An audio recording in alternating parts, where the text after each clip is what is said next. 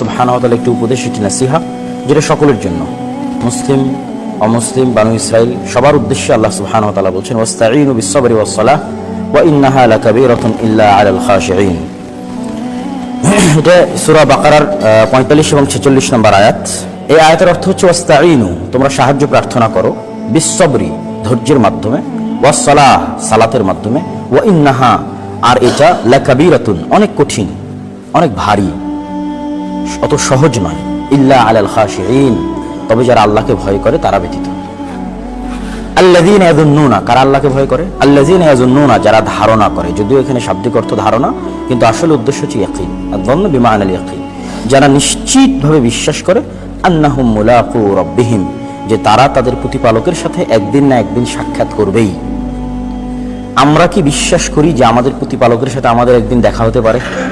এটাই এই আয়াতের সবচেয়ে বড় প্রশ্ন। মানুষ কি বিশ্বাস করে যে তার সৃষ্টিকর্তার সাথে একদিন সে দেখা করবে, সাক্ষাৎ হবে? তো কারা আল্লাহকে ভয় করে, কাদের জন্য সালাত আদায় করা সহজ, কাদের জন্য ধৈর্য ধারণ করা সহজ? যারা নিশ্চিতভাবে বিশ্বাস করে যে তাদের একদিন কার সাথে সাক্ষাৎ হবে? আল্লাহ সুবহানাহু ওয়া তাআলার সাথে সাক্ষাৎ হবে। এটা কেন তাদের জন্য সহজ আমি বলবো। ওয়া আন্নাহুম ইলাইহি রাজিউন, এবং তারা একদিন তাদের প্রতিপালকের নিকট ফিরে যাবে। এবার আমরা আসি আয়াতের সংক্ষিপ্ত ব্যাখ্যায়। প্রথম আয়াত যেটা আমরা পড়লাম সেটার মূল সারমর্ম হচ্ছে মানুষ আল্লাহর কাছে সাহায্য চাইবে।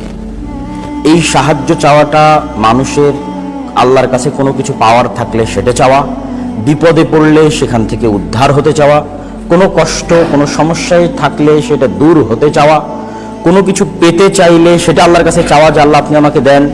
এই যে কোনো কিছুর যদি মানুষের দরকার হয় তাহলে মানুষ দুটো মাধ্যমে আল্লাহর কাছে চাইতে পারে। কয়টা মাধ্যমে? আপনার সন্তানের দরকার, সন্তান হচ্ছে না, দুই মাধ্যমে চাইতে পারেন।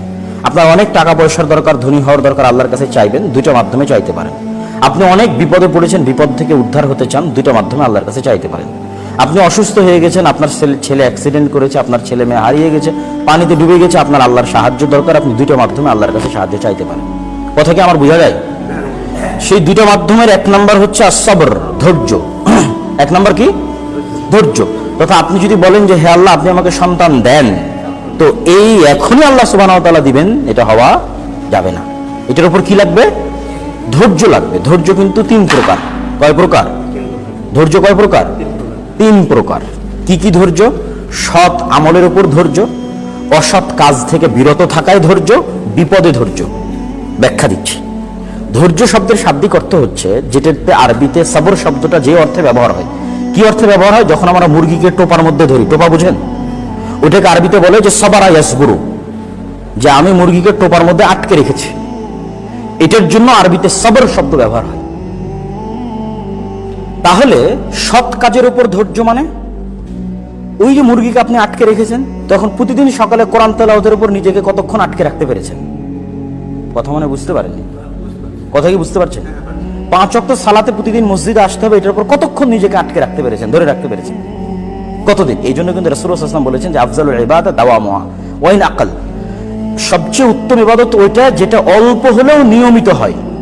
অল্প হলেও কি হয়? নিয়মিত হয়। আল্লাহ কিন্তু পবিত্র কোরআনে কোথাও আমাদের কাছে বেশি ইবাদত চাইনি। আল্লাযীনা আমানু ওয়া আমিলুস সালিহাত, আল্লাযীনা আমানু ওয়া আমিলুস সালিহাত, এগুলো কোথাও বলা নাই আল্লাযীনা আমানু ওয়া আমিলু আমালান কাসীরা। সব জায়গায় বলা আছে ঈমান আনয়ন করলো, সৎ আমল করলো।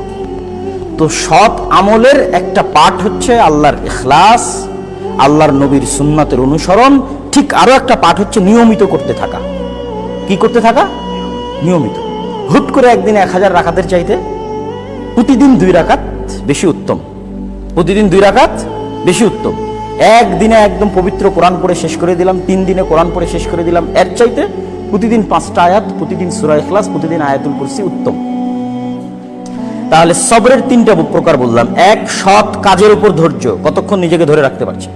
2, অসৎ কাজ থেকে বিরত রাখার উপর ধৈর্য, যে না আমি খারাপ ছবি, খারাপ ভিডিও, গান শুনবো না, কতক্ষণ না শুনে থাকতে পারছি, কন্টিনিউ করতে পারছি। আমি অবৈধ সম্পর্কে লিপ্ত হব না, কতক্ষণ লিপ্ত না হয়ে টিকে থাকতে পারছি। আর আরেকটা হচ্ছে বিপদে পড়ে ধৈর্য ধারণ। আমি বিপদে পড়েছি, হায় হুতাশ না করে আল্লাহর উপর ভরসা করে ধৈর্য ধারণ করা।